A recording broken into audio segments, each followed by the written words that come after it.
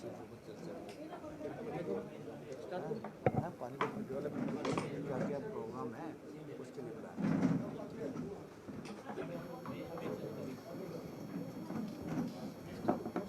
अरे स्वागत करेंगे ना आप एक मिनट। मैं सभी जितने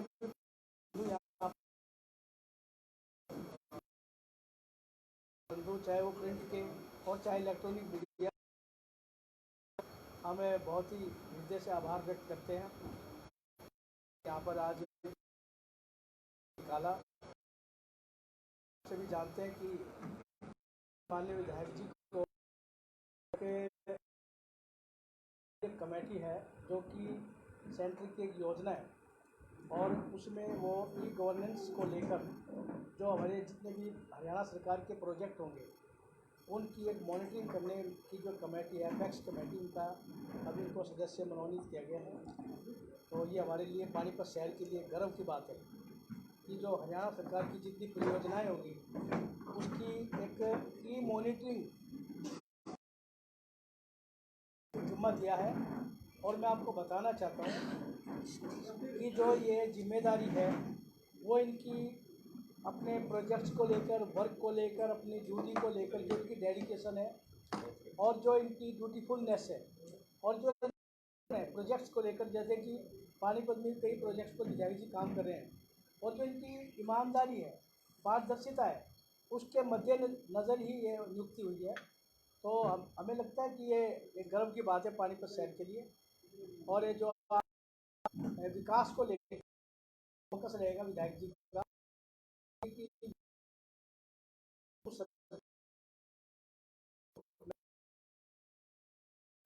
माननीय विज साहब का और हमारे बीच में पार्षद सुकुंतला गर्ग जी बहन जी जो कि माननीय पार्षद है, माननीय हमारे रविंद्र भाटिया जी निगम पार्षद हैं, रावल साहब निगम पार्षद हैं, माननीय बलराम मकोल जी निगम पार्षद हैं, माननीय रविंद्र भोला जी निगम पार्षद हैं। तो हम सभी की ओर से आपका बहुत बहुत धन्यवाद। आप सब साथियों को मेरा नमस्कार। बहुत दिन से आपसे ऐसे फॉर्मल मुलाकात नहीं हुई थी और हमारा आज मिलने का उद्देश्य ये है कि पानीपत के बारे में जो हम प्लानिंग कर रहे थे वो बहुत पहले शुरू हो जानी चाहिए थी एग्जीक्यूशन, लेकिन आप सब जानते तकरीबन अब अक्टूबर सितंबर तक कोविड के कारण से बहुत सारी चीज़ें पीछे छूट गई। व्यापार भी अच्छे नहीं थे और सरकार का ध्यान भी सारा कोविड को महामारी से लड़ने का जो था, इसलिए। लेकिन अब समय आ गया जब कोविड के साथ ही रहना सीखना पड़ेगा और आगे काम बढ़ाना पड़ेगा, विकास की गति को बढ़ाना पड़ेगा। हर काम रुका नहीं रह सकता। तो इसीलिए प्रक्रिया होती है, इसमें इतने ज़्यादा डिपार्टमेंट्स होते हैं और लास्ट में फॉरेस्ट में आके काम रुक जाता है। फॉरेस्ट क्लियरेंस सबसे बड़ी चुनौती होती है हमारे लिए। उन सब जो दुविधा थी उसको पार किया, हर्डल्स को पार किया और उसका टेंडर लग चुका है, वर्क ऑर्डर रिलीज़ किया जा चुका है और मुझे उम्मीद है कि ये 6 या 7 दिन के अंदर अंदर वहाँ पे काम शुरू हो जाएगा। सन रोड का 4 लेनिंग का काम पहले ये प्रभाकर हॉस्पिटल से था, अब इसको बढ़ा के हमने लाल बत्ती चौक से लेके नहर तक 4 लेनिंग की जाएगी। इसके बीच में डिवाइडर होगा, फैंसी लाइट्स होंगी और पूरी रोड जो 82 फीट की रोड है ये साइड में पूरी टाइलें लगाई जाएंगी। तो ये डेवलपमेंट पहली है पानीपत की है सन रोड की। और दूसरी डेवलपमेंट जो है हमारी गोहाना रोड का फाइनल हो गया है। गोहाना रोड का गोहाना मोड़ से लेके 2 पार्ट में है ये काम, एक तो नहर तक और सेकंड पार्ट में नहर से लेके डाहर मोड़ तक इसकी टोटल क्लियरेंस हो चुकी है, फॉरेस्ट की क्लियरेंस भी हो चुकी है। अब इसका टेंडर लगने जा रहा है। टेंडर खुलने की जो प्रक्रिया है 15 से 20 दिन की, शायद 25 दिन की होती है। तो मैं ये उम्मीद करता हूँ कि आज से 1-1.5 महीने के अंदर अंदर जो गोहाना रोड है ये टोटलिटी में 4 लेन होने जा रहा है और इसमें भी बीच में डिवाइडर भी होगा और फैंसी लाइटें होंगी सब इस जगह पे। ये 2 प्रोजेक्ट का पैसा भी आ चुका है और ये काम आपके शहर में बहुत जल्दी शुरू हो जाएगा। इसके साथ ही साथ मैं माननीय मुख्यमंत्री जी का बहुत बहुत धन्यवाद करना चाहूँगा कि लगातार मैं उनसे संपर्क में था निगम के कामों के लिए, क्योंकि निगम की आमदन हमें नज़र नहीं आ रही। जितनी आमदन ये दिखाते हैं उतना खर्चा दिखा देते हैं, तो डेवलपमेंट के नाम पर कोई टेंडर नज़र नहीं आ रहे थे। तो माननीय मुख्यमंत्री जी के पास हम गए, पूरा विषय उनके ध्यान में लाया। परसों रात भी मैं उनसे मिला, बहुत लंबी बैठक चली।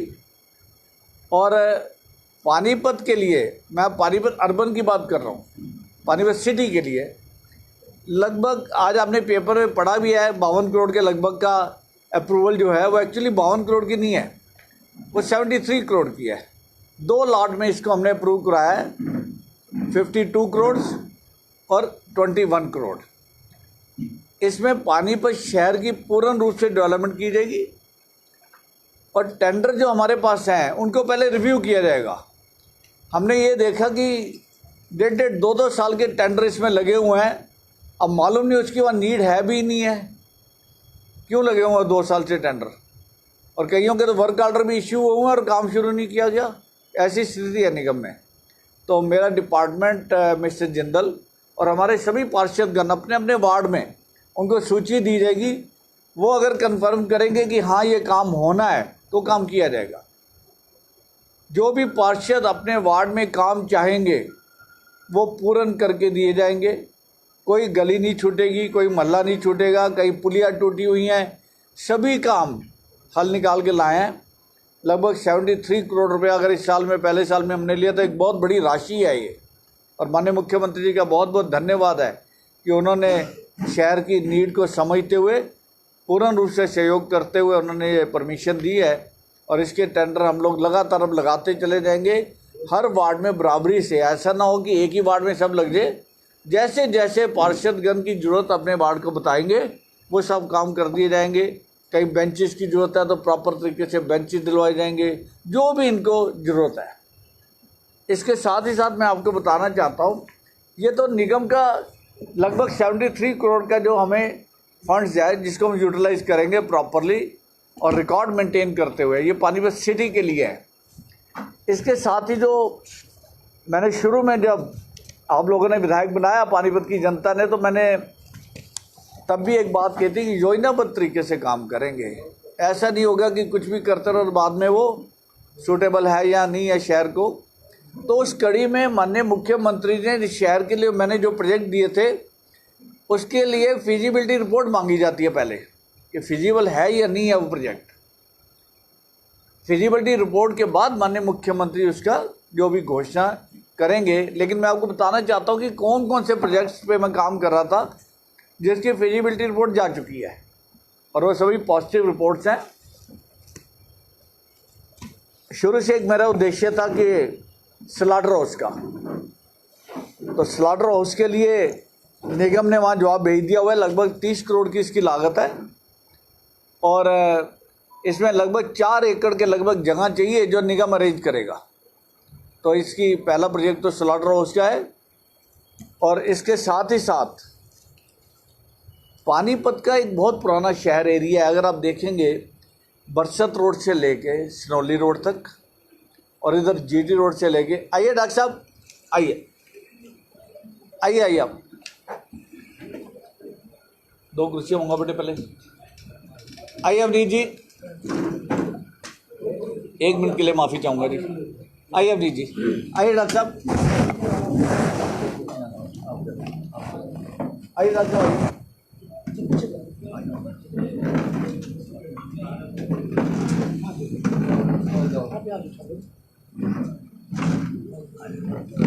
डॉक्टर साहब आइए, अवनीत जी साथ में आइए, थोड़ा तो आगे होते थोड़ी सी आइए, अवनीत जी आइए, अशोक जी आप आइए, आप आइए, अशोक जी भाई। हमारे बीच में हमारी पानीपत की जिलाध्यक्ष डॉक्टर अर्चना जी हमारे बीच में, अर्चना गुप्ता जी। डॉक्टर साहब आपका बहुत बहुत स्वागत है। और आपके बीच में हमारी पानीपत की मेयर बेटी अवनीत कौर भी है। अवनीत जी आपका बहुत बहुत स्वागत है। हमारे साथ ढींगड़ा साहब भी आ चुके हैं वार्ड नंबर 23 से। और कौन आया? ढींगड़ा जी जोड़ी कितने? हाँ ठीक है। डावर साहब भी बहुत बहुत स्वागत है आपका।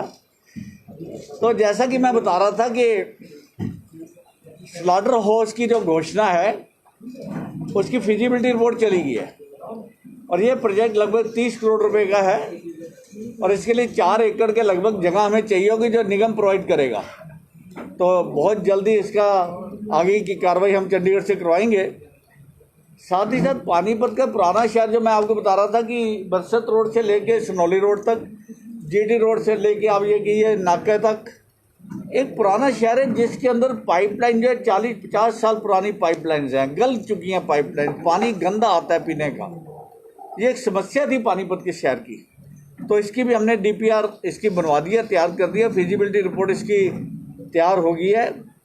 वाटर और सीवरेज की जो डीपीआर बन के गई है, प्रोजेक्ट तकरीबन 42.71 करोड़ का है, ताकि पानीपत की जो समस्या है, पानी की जगह जगह प्रॉब्लम है। हुड्डा में भी प्रॉब्लम है कई जगह, हुड्डा की कॉलोनी भी 30 साल पुरानी हो गई है। तो जहाँ जहाँ स्थिति आएगी सामने उस पर काम किया जाएगा। ये हमने दूसरा प्रोजेक्ट जो है डीपीआर इसकी बन के और फिजिबिलिटी रिपोर्ट इसकी जा चुकी है। इसके साथ ही साथ शहर में कई जगह आप देखते हैं कि पानी खड़ा हो जाता है। अब वो ड्रेनेज सिस्टम अलग है, सीवरेज सिस्टम अलग है। हमें ओपन ड्रेन्स चाहिए शहर के अंदर, जहाँ से पानी हम इसको बाहर कर सकें। तो इसके लिए भी डीपीआर हमने तैयार करवा दिया पूरे पानीपत सिटी की। इसकी जो डीपीआर है, लगभग ये प्रोजेक्ट जो है 25 करोड़ रुपए का प्रोजेक्ट है, जिसकी रिपोर्ट जैसे माननीय मुख्यमंत्री तक पहुंचेगी तो आगे की कार्रवाई इस पर हम करवाएंगे और इसका भी निदान होगा। तो पानी के पीने की समस्या, सीवर की समस्या और साथ में जो रेन वाटर है उसकी प्रॉब्लम को हल करने की कोशिश की गई है। पूरी रिपोर्ट्स इसकी जा चुकी हैं। इसके बाद अगला प्रोजेक्ट था, मैंने पहले भी आपसे बताया था शुरू में, रेलवे ओवरब्रिज का। हाली पार्क से तकरीबन जहां हमारे पार्षद दुष्यंत जी का ऑफिस है, वहां से एक रेलवे ओवरब्रिज उठेगा जो जीटी रोड को हम कनेक्ट करने जा रहे हैं। उसमें रेलवे लाइन क्रॉस करने के बाद जीटी रोड की तरफ वो 2 आर्म में बढ़ जाएगा। एक आर्म उसकी चली जाएगी पीडब्ल्यूडी रेस्ट हाउस के बराबर में उतरेगी और लेफ्ट को वो इनकम टैक्स ऑफिस की तरफ चली जाएगी, ताकि ट्रैफिक और लोगों को सुविधा ज़्यादा से ज़्यादा हो। इसकी जो कॉस्ट है लगभग 150 करोड़ रुपए इस प्रोजेक्ट की कॉस्ट है। फिजिबिलिटी रिपोर्ट इसकी जा चुकी है। तो आगे की कार्रवाई के लिए हम प्रयत्न करेंगे जितना जल्दी से जल्दी हो सके। जितने फंड्स धीरे धीरे अवेलेबल होते चले जाएंगे वैसे वैसे काम आगे बढ़ते चले जाएंगे। इसके साथ ही एक बहुत पुरानी, शायद 30-40 साल पुरानी डिमांड है, जो अंडरपास हैं गोहाना रोड का और असम रोड का। आप देखते हो उस पर पानी थोड़ा सा बारिश भर जाता है, हर जगह बहुत दिक्कत है वहाँ पे दोनों में। इसकी रेनोवेशन के लिए फिजिबिलिटी रिपोर्ट जा चुकी है और इस पर बहुत जल्दी कार्रवाई की जाएगी। जैसे ही फंड्स की अवेलेबिलिटी आती है, दोनों प्रोजेक्ट पे तकरीबन 5-5 करोड़ रुपए की फिजिबिलिटी रिपोर्ट में मेंशन किया गया है कि इस पर काम किया जाएगा। एक तीसरा अंडरपास, जब आप नई अनाज मंडी से कृष्णपुरा उधर जाते हैं, राजनगर जो शिव चौक है, एक वहाँ के अंडरपास देने लगे हैं, नया अंडरपास है वो, ताकि लोगों को उधर से गोहाना मोड़ पे आके गोहाना रोड जाने की जरूरत नहीं है, वो लोग वहीं से सीधा निकल जाएंगे। और इस प्रोजेक्ट की जो फिजिबिलिटी रिपोर्ट में कॉस्ट दी गई है वो तकरीबन 20 करोड़ रुपए की कॉस्ट है। इसको भी हम जल्दी से जल्दी शुरू करवाने की कोशिश करेंगे। इसके बाद जैसा कि मैंने आपको बताया कि गोहाना मोड़ का जो गोहाना रोड है वो 4 लेन होने जा रहा है, फ्लाईओवर जो है वो 2 लेन है। तो इसका भी हमने प्रावधान करके इसकी फिजिबिलिटी रिपोर्ट दे दी है। इस फ्लाईओवर को भी डबल किया जाए और इसकी जो तरह सब चेक होके ऊपर जा चुकी है, ताकि काम चंडीगढ़ से जल्दी करवाया जाए। इन कामों को करने से ही शहर का ट्रैफिक जो है वो थोड़ा सा रिलीफ मिलेगा सबको। इसके बाद हमारा एक है कंस्ट्रक्शन ऑफ फ्लाईओवर, जो नाका है असम रोड का, नहर के ऊपर, नहर के पैरेलल एक और फ्लाईओवर, ताकि वहाँ भी ट्रैफिक ना रुके। जैसे कि एक फ्लाईओवर आपने देखा पहले नहर के पास बना है, रिफाइनरी को जब जाते हैं तो एक फ्लाईओवर वहाँ पे और आएगा ताकि ये क्रॉस क्लियर रहेगा। इसका भी अप्रूवल आ गई है और इसकी जो डीपीआर है तकरीबन 35 करोड़ रुपए की डीपीआर प्लान है इसका हमारा शहर के लिए। इसके साथ ही एक पहले भी मैं घोषणा कर चुका, पेपरों में आप दे चुके हैं, लेकिन अब वो प्रोजेक्ट फाइनल हो गया है। शहर के लिए एक इंडस्ट्री के लिए फायर स्टेशन चाहिए था।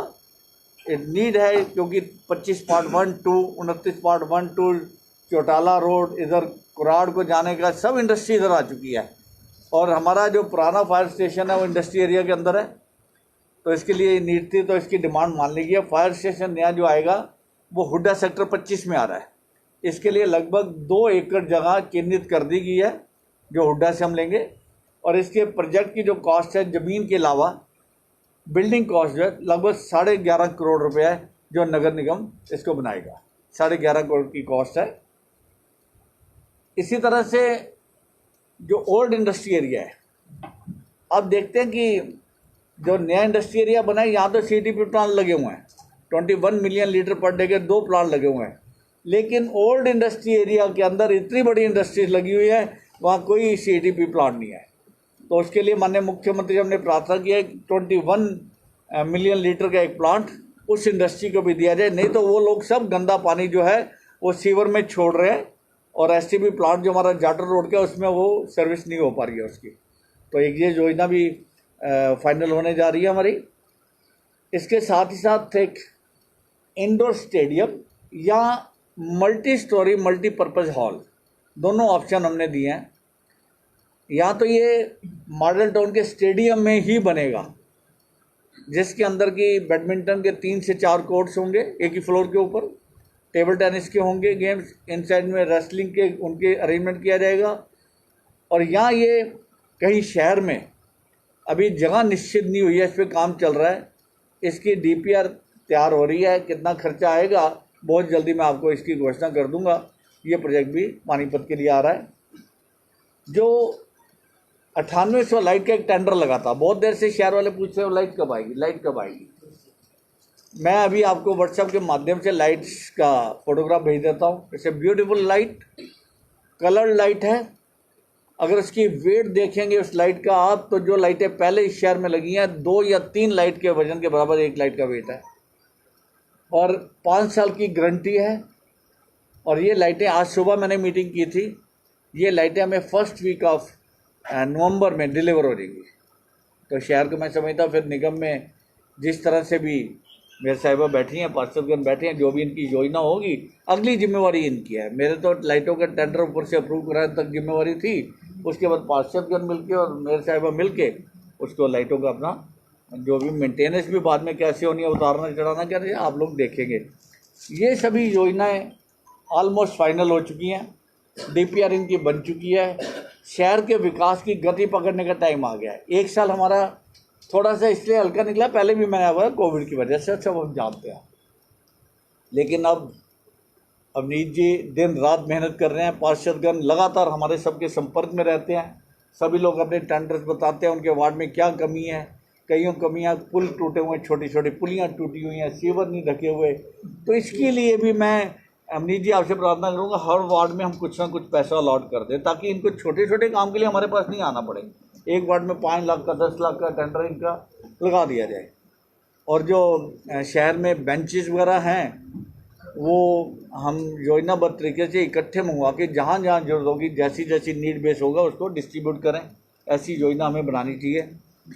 और टावर लाइट्स का एक हम लोग पानीपत शहरी विधानसभा में लगभग 300 टावर लाइट लेने जा रहे हैं, 9 मीटर की 300 टावर लाइट। और जहाँ जहाँ पार्षदगण और आप सलाह करेंगे कि कहाँ वो लाइटें लगनी चाहिए, जहाँ नीड बेस हो, चौक कोई खाली नहीं रह जाना चाहिए, कोई मंदिर गुरुद्वारे के आगे ज़रूर लगनी चाहिए। हमें सभी जगह कवर करनी है ताकि लोगों को रोशनी में कोई कमी महसूस ना हो, रात को कोई दिक्कत ना हो। और जब नई लाइटें आए तो मेरी सभी पार्षदगण से बैठ के मीटिंग करेंगे हम एक आध दिन में इनके साथ कि किस तरह से शहर को ब्यूटीफाई किया जा सकता है।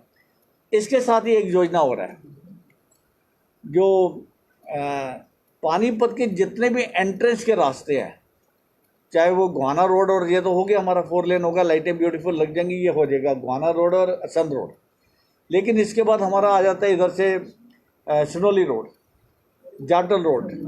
हमें इन जो मेन रोड्स हैं हमारी, इनको प्रॉपरली लाइटिंग करनी है। इनकी रात को किसी को ये ना लगे कि कोई भी पोल नहीं लाइट नहीं है जिसके ऊपर, और भी प्रमुख रास्तों के ऊपर, बस स्टैंड से हम सुखदेव नगर की तरफ एंटर करते हैं वहाँ भी प्रॉपर अरेंजमेंट होने चाहिए।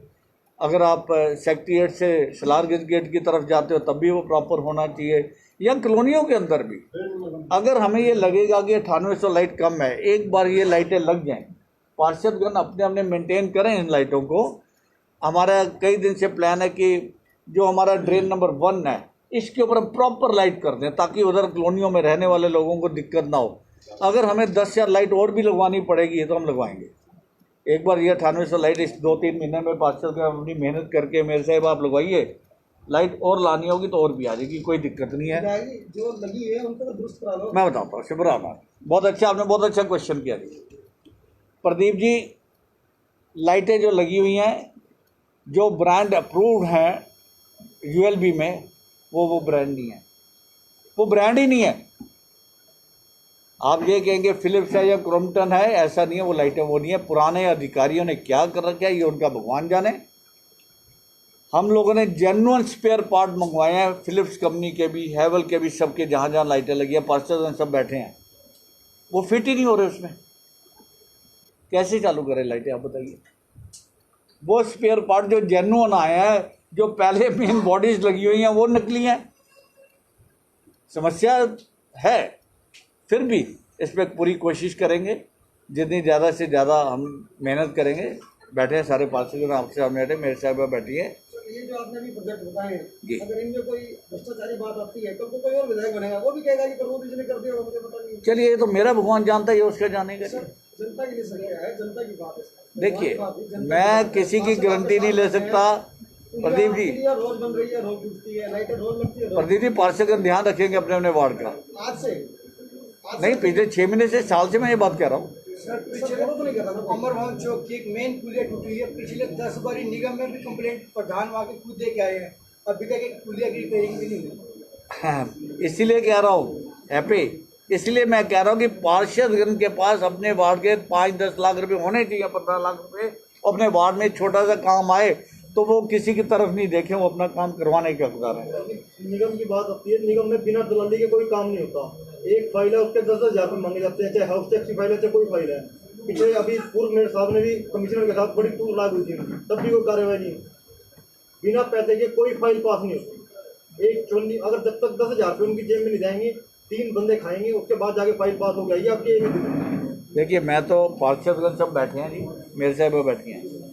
आपसे मेरी प्रार्थना है कि निगम को संभालेंगे, ये लोग संभाल भी रहे हैं। अब ये मत कहिए कुछ तो करेक्शन हुई होगी। कमिश्नर साहब से मुलाकात भी हुई थी, लेकिन उसके बाद कोई कार्य। देखिए, दबाव पूरा है। पूर्व हमारे जो रहे हैं मेयर साहब, वो अपनी जगह उठाएं आवाज़। इस टाइम जिम्मेवारी जो हम पार्षदों ने मेरे साहब की है, हम इस बात को निश्चित करेंगे कि सभी पार्षद हाउस में इस बात को हम उठा रहे हैं। कल हमारी हाउस की मीटिंग है और सभी हम पार्षद इकट्ठे बैठे थे, तो सबको ये प्रॉब्लम आ रही है और हमें खुद ये प्रॉब्लम फेस करनी पड़ रही है कि प्रोसीजर को ना थोड़ा सा इन्होंने खींच दिया है। तो प्रोसीजर सिर्फ ईओ साहब तक था, तब हमारी प्रॉब्लम नहीं थी, लेकिन अब इसको क्या आगे जॉइंट कमिश्नर को इन लोगों ने आगे फाइल कर दिया है। तो कल हाउस की मीटिंग है, तो इसके अंदर जो है इसके बारे में आवाज़ उठाई जाएगी और मौके पर ही जो है इसके ऊपर कार्रवाई करवाई जाएगी कमिश्नर साहब। देखिए, मैं एक बात और कहता है, हैप्पी, एक मिनट, वन मोमेंट, एक बात लेट मी से। निश्चित तौर पे मेरी ये जिम्मेवारी है कि मैं कोविड के बाद अब लगातार पानीपत की डेवलपमेंट की जिम्मेवारी हमारी है, और डेवलपमेंट पैसे से होगी, पैसे की कमी नहीं रहने देंगे।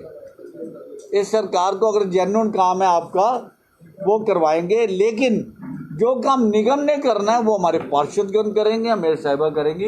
मेरा रोल तो सिर्फ एज ए कस्टोडियन इनके साथ संपर्क करके, अगर मुझे कुछ बात ठीक नहीं लगती है तो मैं इनसे साझा करूंगा, लेकिन उसको कार्रवाई में निगम के पदाधिकारियों ने, निगम के हमारे जो पार्षदगण हैं, मेरे साहिबा हैं, इन्होंने करना है। सर, अभी लोगों को मैसेज आ रहा है, लाइव लोग देख रहे हैं, कहेंगे जब 32 लाख का पौधों को पानी पिलाया गया था, वो घोटाले को क्या? देखिए, ऐसा है कि निगम के अंदर ये जानकारी आई हुई है। कल निगम में मैंने एक क्वेश्चन भी लगाया है, एक ही क्वेश्चन है मेरा वहाँ पे, और वो क्वेश्चन ये है कि हर साल बजट बनाया जाता है, बजट बनता है साल शुरू होने से पहले, बजट होता है कि क्या कमाई कहाँ से आएगी और खर्चा कहाँ होगा, ये बजट होता है। हो गया, ये हमेशा 31 मार्च से पहले बजट प्रेजेंट किया जाता है। लेकिन मेरा क्वेश्चन इस बार है कि हमें एक्सपेंसेस का डिटेल चाहिए। एक्सपेंसेस क्या, कि आपने पिछले फाइनेंशियल ईयर में कितना पैसा आया था, वो खर्च कहाँ किया है। ये जवाब कल निगम देगा, हम सब साझा करेंगे आपस में। अगर उचित लगेगा उनका जवाब तो ठीक है, नहीं तो उनको क्वेश्चन किया जाएगा। हमें खर्चे का हिसाब चाहिए और लेंगे उनसे हिसाब। विधायक जी, एक सवाल छोटा सा जी। है। अब तक आपने बहुत सारे कार्य करवाए, बहुत अच्छा काम कर रहे हैं आप, लेकिन अब तक क्या है, काम शुरू तो हो जाते हैं लेकिन वो काम पूरी तरह सिरे नहीं चढ़ पाते। जैसा कि हेली पार्क का निर्माण अभी तक अधूरा पड़ा हुआ है, और भी ऐसे कई काम हैं जो अधूरे ही पड़े हैं। विधायक की तहसील कैंप में आज 1.5 महीना होने वाला है, स्वागत द्वार बन रहा है। अभी तक कोई दोबारा मिस्त्री ने जाके पानी नहीं दे दिया, उसको लेंटर भी दल गया, हर चीज हो गई, ना कोई खोला है, जिसके कारण लोगों को आने जाने में इतनी समस्या हो रही है। पार्षद साहब फोन नहीं उठाते, लोगों की समस्या है। हमने खबर भी दिलाई थी पीछे, आपके संज्ञान में मामला दिलवाया था, लेकिन अभी तक उसके ऊपर कोई कार्रवाई। ऐसा नहीं है, हर बात का जवाब दे दूंगा आपका। ये जो गेट बन रहा है, ये 35 और 36 फीट वाइड गेट है। ये 35 से 36 दिन से पहले निगम नहीं खोल सकता इसकी शटरिंग, और उसको जो रास्ता नहीं मिल रहा था, मैं पुलिस को साथ ले जाके वहाँ पे रास्ता साइड से निकलवाया। अगर अब भी आप जाके देखें, साइड से रास्ता चालू है। जब कोई चीज़ बननी है तो उसमें दिन तो लगेंगे। मेरे ध्यान में परसों भी किसी ने डाली, मैंने उसी टाइम निगम में इसका उनको बोला जवाब दीजिए। रिटर्न में जवाब आया हुआ है कि स्लैब कितने फुट का है, कितने दिन अभी और लगेंगे। परसों उनका जवाब था 2 से 3 दिन और सर, एक लगेंगे। सवाल, अभी आपने कहा कि निगम में पैसा नहीं है, पर पीछे एडवोकेट ने मुद्दा उठाया था, आरटीआई रिपोर्ट ली थी, 150 करोड़ के करीब जो है निगम ने हाउस टैक्स लेने हैं कमर्शियल से, जिन पे आज तक कोई एक्शन नहीं लिया गया, कोई रिकवरी नहीं की गई। उसको लेके क्या कहते हैं? देखिए, मैं ये बात मेरे साहिबा से करूँगा, पार्षदों से करूँगा, इसका जो भी निदान होगा ये लोग करेंगे। आप जो है ना, जो मेन मुद्दे हैं ना सर, उनको चीज को लेकर नगर निगम के एग्जैक्टली नगर ने, लेकिन मैं इनका सहयोगी हूँ, ऐसा नहीं है। विधायक होने के नाते भी मैं इनके साथ भी दूंगा। ऐसा है, किसी को अगर नगर निगम से संबंधित परिषद छीना है तो मेयर साहब से पूछ सकते हैं। मैंने आज आपसे डेवलपमेंट की बात की है। आप अपने हिसाब से ना सर, अपनी वो रख दीजिए बात। मैंने अपनी बात रख दी। अब आपने कोई क्वेश्चन करना करिए, डेवलपमेंट की बात करिए। मैं सर पानीपत के बाजारों में अतिक्रमण और भारी वाहनों का प्रवेश बरसों पुरानी समस्या है, रोके भी नहीं रुक रही है सर, क्या कहना चाहेंगे? इसके लिए मैं 3 से 4 दिन पहले, शायद 4 या 5 दिन पहले डीसी साहब को मिला था, और उसी टाइम कमिश्नर साहब को फ़ोन भी किया गया था। जो बाज़ारों में आगे थड़े वगैरह बड़े हुए हैं, सामान रखा, देखिए त्यौहार का टाइम है। मैं इस पर सोशली इस बात को, जहां हमने इतनी बर्दाश्त कर ली, वहाँ हमें दिवाली दुशहरा निकलने दीजिए। मैं किसी दुकानदार का पहले ही धंधा अच्छा नहीं है। अगर हमें 15 दिन हम ये दिक्कत सह लेते हैं, भैया उनका व्यापार होने दो, उनका व्यापार भी ज़रूरी है। लेकिन मैंने उनको कहा है कि 3 व्हीलर और 4 व्हीलर की एंट्री सुबह 10 बजे से लेके 7 बजे तक बैन की जाए। आई होप वो बैन की होगी, नहीं है तो मैं दोबारा बात करूँगा। लेकिन दुकानों की सफाई, इनको कंट्रोल में लाना, पीली पट्टी के पीछे, ये सब त्यौहार के बाद की बात है। त्यौहार से पहले भैया जैसे चल रहा है उसको चलने दीजिए। उनका भी परिवार है, उनके भी कार्यकर्ता काम करने वाले हैं, दुकानों पर कारीगर हैं, ऐसे अभी नहीं कर सकते। कुछ भी पूछिए आप। सर, 1 साल हो गया कि आपको कोशिश करते भ्रष्टाचार को रोकने के लिए, कहाँ तक हमें? देखिए, भ्रष्टाचार की जड़ें कांग्रेस ने 70 साल में इतनी गहरी कर दी हुई हैं कि हम उसको खोद के बाहर निकाल रहे हैं। अब ये नहीं कह सकते भ्रष्टाचार बढ़ा है, ये नहीं है। 6 साल हो गए सर। अरे 6 साल हो गए नहीं, 6 साल हो गए तो कम भी तो हुआ भ्रष्टाचार। ये जो ई गवर्नेंस आई है, ये क्या है कि ताकि लोगों के काम फास्ट हों, ट्रांसपेरेंसी इसमें बनी रहे, जवाबदेही हो लोगों की, इसमें सही क्वालिटी बने। और ये हर एक विधानसभा में बना है, ऐसा नहीं है कि हरियाणा विधानसभा की कमेटी बनी है। ई प्रोसेस को हुए पूरे के पूरे 6 साल हो चुके हैं। हमारी सरकार गई थी, इस प्रोसेस शुरू हुआ था, लेकिन अभी तक जमाबंदी तक पूरी नहीं हो रही है, कुछ भी नहीं हो रही है। पूरा सिस्टम हम अपना 2 महीने से नहीं, 2 महीने से जमाबंदी की वजह से नहीं रुका हुआ, कुछ और अड़चने थी। कुछ भी अड़चन है, भ्रष्टाचार कैसे नहीं, क्यों कम हुआ है भ्रष्टाचार? आप बताइए, आप बताइए कौन भ्रष्टाचार कर रहा है? मैं चलता हूँ आपके साथ, मैं पकड़ूंगा उसको। अरे सर्दियाँ आ रही है, बंदा टोपी डलवा देना मेरे को, ले चलो चलो लेके चलो।